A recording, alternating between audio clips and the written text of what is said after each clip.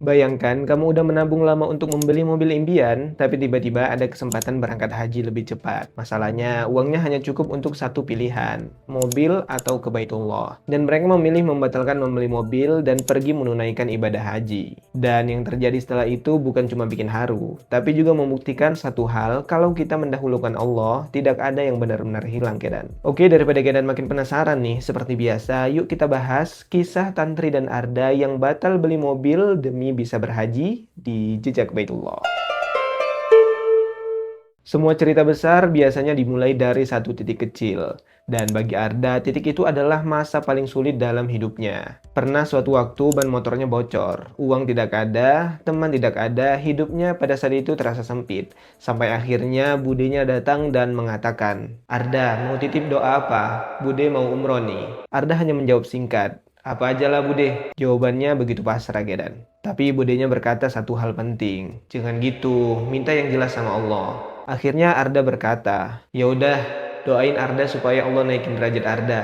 Ya, doanya sederhana tapi penuh dengan harapan, Kedan. Dan apa yang terjadi? 1 jam setelah doa itu dipanjatkan di Mekah, telepon pun masuk. "Arda, ada audisi buat jadi vokalis NAF nih.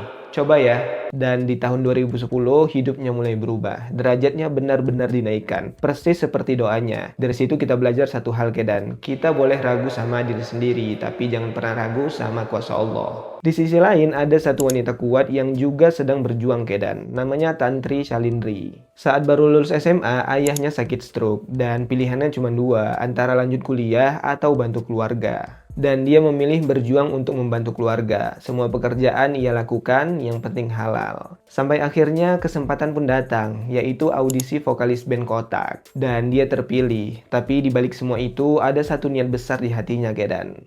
"Aku mau berangkatin orang tuaku haji." Padahal dia belum punya uang, tapi sudah punya niatan tuh. Dan seperti kata orang-orang, kalau niatnya sudah lurus, Allah yang akan bukakan jalan, Kedan. Tepat pada tahun 2011, orang tuanya benar-benar berangkat haji. Bahkan ayahnya yang sebelumnya stroke, tiba-tiba bisa berjalan gagah saat masuk Masjidil Haram. Masya Allah ya, Allah kasih lebih dari yang dia bayangkan, Kedan. Waktu berjalan, Tantri bertemu Arda, dan mereka pun menikah di tahun 2014. Karir mereka ada, rezeki mereka ada, keluarganya ada, tapi tetap ada satu pertanyaan di hati mereka. Apa ya yang kurang? Dan akhirnya Tantri memutuskan untuk umroh. Dan di sana dia menemukan jawaban, "Bismillah, aku mau berhijab."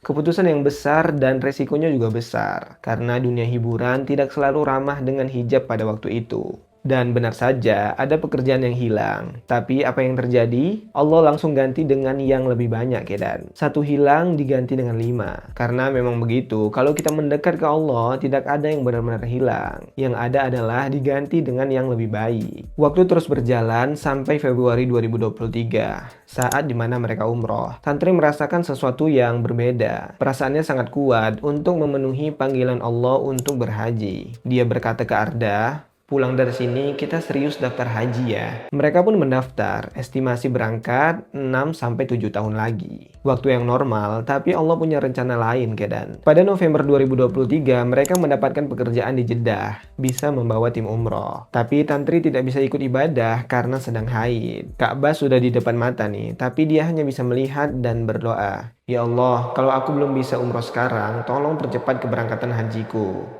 Doa yang keluar dari hati paling dalam, dan 1 bulan kemudian, Desember 2023, telepon pun datang. Mereka dapat berita ada kesempatan percepatan haji di tahun depan. Tangisannya pun pecah, tapi ada satu masalah, biayanya lebih besar. Dan uang itu sudah disiapkan untuk membeli mobil.